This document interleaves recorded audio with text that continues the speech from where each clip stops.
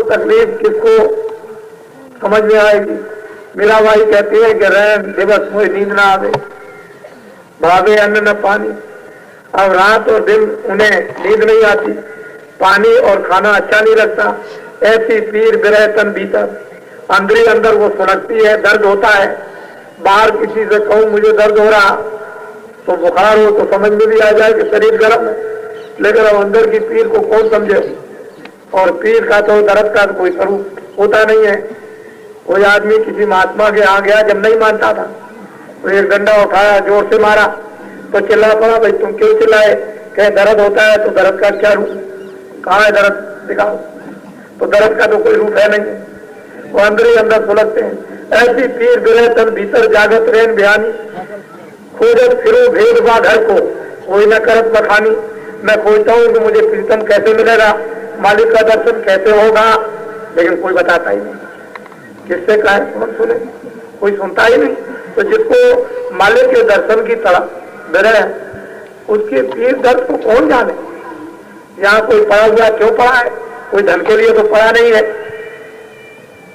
यहाँ जो खार चांद है वो इसके लिए तो नहीं है कि बाबा जी से कोई धन और कुछ मांगने आए, ये तो कुछ और है। अब इसको कौन समझे कि पड़े हुए इनसे कहे तो हिंदी समझ में आता नहीं। फिर ये कहते हैं कि बाबा जी ने इनको कुछ दे दिया होगा, बाबा जी कोई किराए राय पर ले आए होंगे, तो बाबा जी किराए पे लाते तो 15 दिन 20 दिन, घंटे 2 घंटे तो किराए पे ले भी आ सकते। 2-4 करोड़ रुपया खर्च करो तो आ भी जाए, मजदूरी के नाम पर दें, लेकिन अब इतने दिनों तक कौन पड़ा था। तो सोचने की बात। बोलो। काम थके बारी भई डगर चलो ना जा। क्या करे, कोई सुनता नहीं, कोई रास्ता बताता नहीं, कोई भेद वाला कोई है नहीं है। आग लगी हुई है ये भी कोई नहीं जानता है, डगर चली नहीं जाती। कोई मिल जाए बताने वाला तो जल्दी काम बन जाए। हाँ, वार वार गिरे गिरे परू कासे कहूँ दुख क्या करे, हाय हाय चिल्लाती है, वो दुख किससे कहा जाए। अपनी बिता कहो न का उतार, सुनकर लोग अटलाइए बांट न सके को। अगर किसी से अपनी पीर बताई जाए तो बात तो कोई सकेगा नहीं, सुन करके लोग हथेली सिधोरी करेंगे। तो इसलिए अपने दर्द को किससे कहा जाए, कोई सुनने वाला हो फौरन कह दिया जाए मेरे दर्द को बैठ दे। तो खोजत खोजत मिले संत सदगुरु दीना सूरत सैदानी, खोजते खोजते खोजते खोजते रैदास संत मिल गए, मुझे सूरत का रास्ता बता दिया जीवात्मा का। दीना उन्होंने सैदानी मदद दी, दया दृष्टि की, मैं मिल जाए पाती अपना तब मेरी पीर बुझानी। मीरा कहती है तब मैं गई उनकी कृपा दया से, और मैंने प्रीतम का दर्शन जब किया तब मेरा दर्द गया। नहीं तो कोई न जाने मेरा दर्द, मुझे तो लोग बावले समझते हैं, पागल। तो ये है मालिक का गोपनीय रहस्य, इसके लिए खोजना है, तलाश करना है, अंदर में तड़प उठनी है। जब खोजोगे ढूंढोगे तड़प होगी, कोई न कोई चलते फिरते मालिक सामान तैयार कर देगा, आ जाएंगे और आकर के तुम्हें बता देंगे, मदद दे देंगे, चल पड़ो। उनकी दया दृष्टि लो, घर में पहुंचो अपने। जो पहुंच जाएगा लौट के कभी नहीं आएगा। हाँ, पिया मिलन सुख सहन की मुकुदेरी बता। पिया का सुख है, आनंद है, वो मुझे तो बता कि कैसे मिलेगा। मुझे तो उसी की लगन है कि मेरे प्रीतम का जो आनंद सुख जो है वो मिलना चाहिए, और बाकी तो यहाँ कुछ मिलता जुलता नहीं है। ये तो बहुत कुछ ढूंढा तलाश किया, इसमें बहुत रही होती चिल्लाती है तो सभी को देख रही, लेकिन इसमें तो कुछ है नहीं। हमारे पिया का बता दो हमको सुख और आनंद। हाँ, बिछुड़न पिया दुख जब से पिया बिछुड़ गए मालिक वो प्रीतम, तब तो इतने दुख से है कि कहा नहीं जाता। और जब वो मिलेंगे तभी ये सब दुख जाएंगे, और जब मिल जाएंगे तो अपने दुख को खूब भर कर उनको सुनाया जाएगा। जब प्रीतम मिले तो सबने ये दुख सुनाए।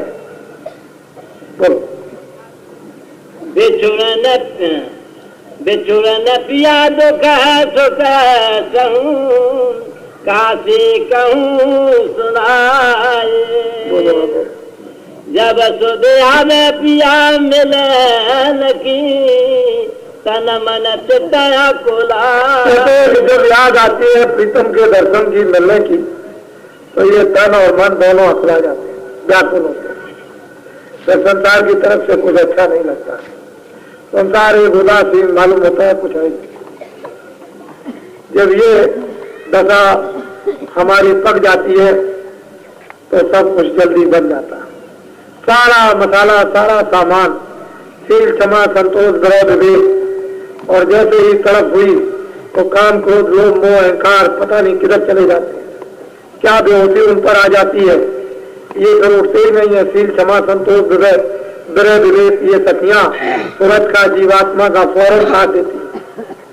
और फिर गुरु महाराज जब जिस समय पर भी 100 वर्ष पहले, 200 वर्ष पहले, 400 वर्ष पहले, जब कभी भी किसी मानव तन में जीवात्माओं को मिले होंगे उनको ऐसा ही ये कष्ट कलेश भोगना होगा, हुआ होगा, और फिर उनके ऊपर दया दृष्टि हो गई होगी और पार हो गए, निकल गए।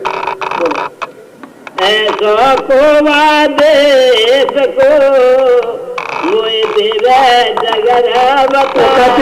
जीवात्मा मनुष्य शरीर में ऐसा कोई है उस देश का आने जाने वाला कि मुझे उसका भेद बता दे कि ये आने का, ये जाने का रास्ता है। कोई आने जाने वाला उस देश का वासी जिसने प्रीतम का दर्शन किया है कोई है, उसकी तलाश करती है, खोज करती है। आप यहाँ क्या सोच रहे हो? अभी ये अगर किसी को बता दिया जाए कि तुम्हारे घर में तुम्हारा बच्चा गुजर गया तो यही से रोना पीटना शुरू, भागेगा घर में जोर के साथ। अरे भाई ये भी होगा कि भाई मालिक ने ना हम कुछ लेकर आए थे, ना नाम लेकर, ना जाति लेकर, ना पहचान लेकर, ना सुनना लेकर, ना बोलना, और ना कुछ ज्ञान लेकर आए। हम न स्त्री लेकर आए, ना बच्चे, ना पति लेकर आए, लेकिन चला गया तो तुमने कभी ये सोचा है जिसने दिया हो ले क्या? लेकिन वो कुछ नहीं, एकदम गिर पड़ेंगे, मूर्छा आ जाएगी, चिल्ला पड़ेंगे और भाग पड़ेंगे वही राजा जनक की तरह से।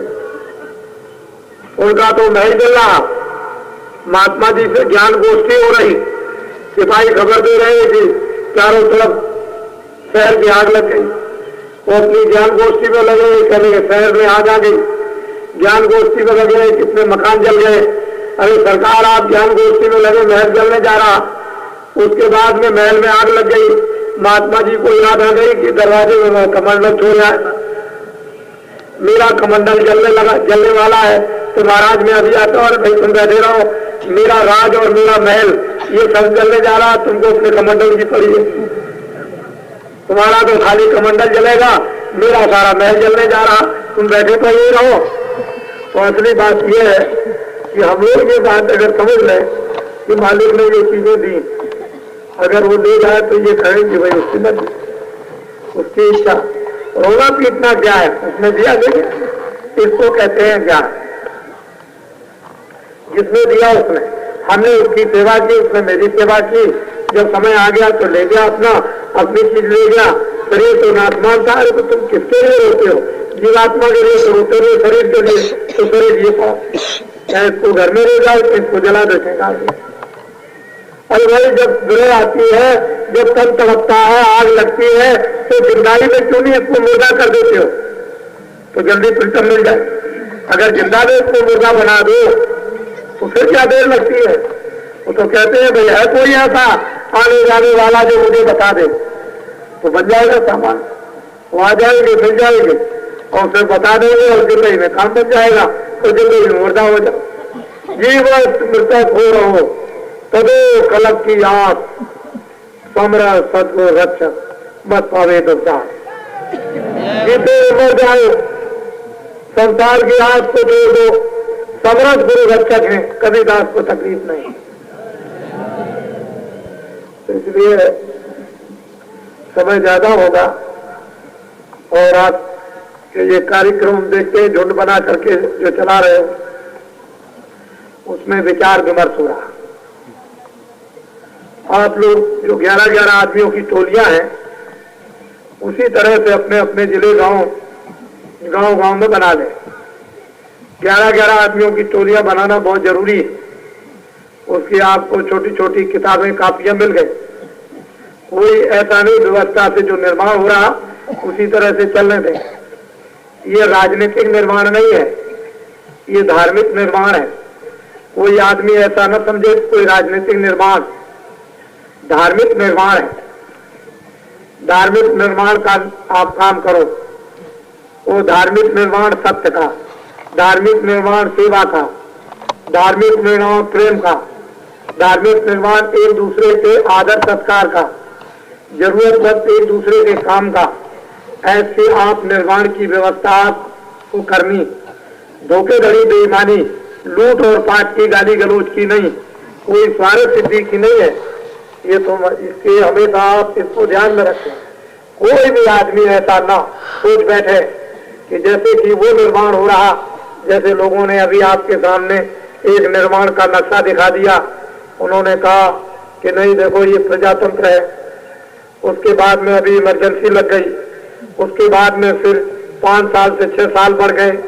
उसके बाद में अभी और कुछ हो गया। उसके बाद ये कुछ हो गया। ये इस तरह का कोई निर्माण नहीं। ये धार्मिक टोलियां, धार्मिक काम, धार्मिक निर्माण। मैं ये कहता हूँ कि मथुरा में सब लोग एक धार्मिक हो जाए तो काम तो कोई ना कोई करेगा। एक यूपी में सब लोग धार्मिक हो जाए तो काम तो कोई ना कोई करेगा। वो तो एक निमित्त मात्र काम करने के लिए कोई ना कोई काम की व्यवस्था के लिए बैठा ही रहेगा। तो इसलिए ये बात सोचना है, काम होना। काम प्यारा, चाम नहीं प्यारा। काम की तरफ देखो, चाम की तरफ मत देखो। जो काम करेगा उसी का नाम और वही प्यारा। एक पिता के विपुल कुमारा हुआ पृथक गोष्ठी बेचारा, को पंडित को तापत को धनवंत को सूर विख्याता, सपत पिता प्रीत सम हुई। कहते हैं कि पिता की मोहब्बत सब पर, लेकिन जो पितमान वचन मन कर्मा प्रिय प्राण समाना। मनसा वाचा कर्मणा से जो पिता की आज्ञा का पालन करता है वो प्राणों जैसा होता है। तो आपको जो काम बताया गया उसको पहले समझो। समझने की प्रणाली को आप अपने में डालो। कभी ऐसा मत सोच बैठना तो 11-11 आदमियों की टोलियां वो बनती चली जाए। और अभी आप जा रहे हो, जाते ही शहरों को छोड़कर तहसीलों में, कस्बों में जो बड़े बड़े गांव हैं, उन गांव में आपकी फेरियां जाते ही बहुत भयंकर रूप से निकलेगी। जब जिसको समय मिल जाए अपने आप जिले के लोग, उस क्षेत्र के सब लोग बैठ करके अपनी बात करना, सबको सूचना देकर और फेरी का जो भी दिन और समय निश्चित करना हो करके वो फेरियां सज्जू के आने का पैगाम आपको सुनाना है। ये बात आपको ध्यान में रखनी है। और बाकी मैं आज शाम को सब आपको बता देता हूँ। वो मैं अब सब लोग आए जाते हैं शाम को, तो सबको सुनने को मिल जाएगा। अब समय अधिक हो रहा है, मैं इसको बंद करूंगा ताकि आप अपनी अपनी बातों को और कर लें। और शाम को 7:30 बजे, वैसे तो मैं 7 बजे के करीब यहाँ आऊंगा। कोई शादी वगैरह होती है तो भी 10-5 मिनट में हो जाती है। और शादी के कार्यक्रम तो आप देखते हुए चलते ही रहते हैं। ये तो रचनात्मक काम होता है, ये बिना पैसे के, कोई पैसा लेना देना नहीं। यहाँ 10 मिनट में कर दी जाती है।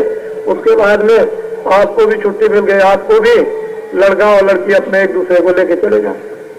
और फिर ये इतने बाराती घराती भी इतने और बाराती भी इतने,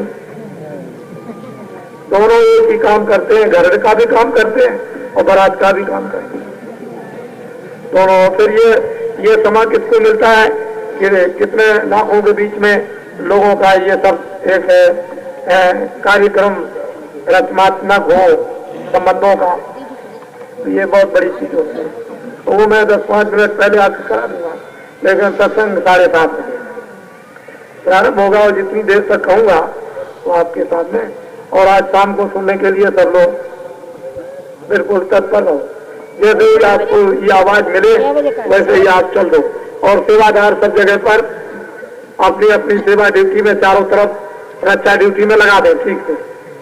और ये देखो, मैं रात को कभी निकलता हूँ 2 बजे, कभी 1 बजे, कभी 12 बजे, कभी और जब आप सो जाते हो तो मैं निकला करता हूँ और टेंटों में घुमा करता हूँ। आपने रात को मुझे पकड़ लिया, मैं रात को चुपचाप घूम रहा था तो मुझे आपने पकड़ लिया, मैं ऐसे घुमा करता हूँ। तो ये आपकी ड्यूटी पूरी होनी चाहिए, आप कभी बदहोश मत हो। जिस तरह से काशी में आपने अपनी ड्यूटी दी है वैसे ही आपकी ड्यूटी होनी चाहिए। और ये दुकान वगैरह है, इन सबको चारों तरफ देखना, भालना चारों तरफ, और ये सब कैंप जिसमें सब लोग रहते हैं सबकी निगरानी अच्छी तरह से रखो। सब आए हैं सब वैसे ही प्रेम से चले जाए। इसलिए ये तो वो लोग सब अभी से तैयार हो जाएंगे। वो ऐसा ना समझे कि मैं ड्यूटी पर रहूंगा तो बैठने वालों को थोड़ी ज्यादा मिल जाएगा, मुझे कम, ड्यूटी वालों को और ज्यादा मिलेगा। हाँ, ये तो बात होती है, जो सेवा करते हैं उनको ज्यादा मिलता और जो सेवा नहीं करते उनको कम मिलता। ये बात हुआ करती है, लेकिन ये है कि भेदभाव वाली बात नहीं बरती जाती। जय गुरुदेव।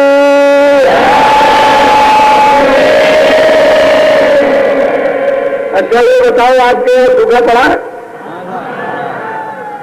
आपके यहाँ सूखा पड़ा है? जोर से बोलिए, आपके यहाँ सूखा पड़ा है?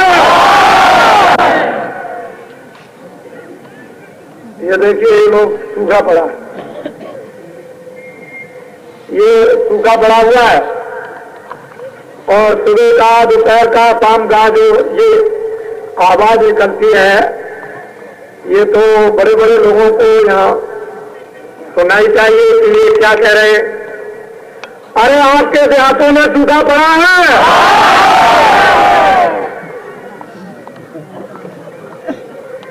जय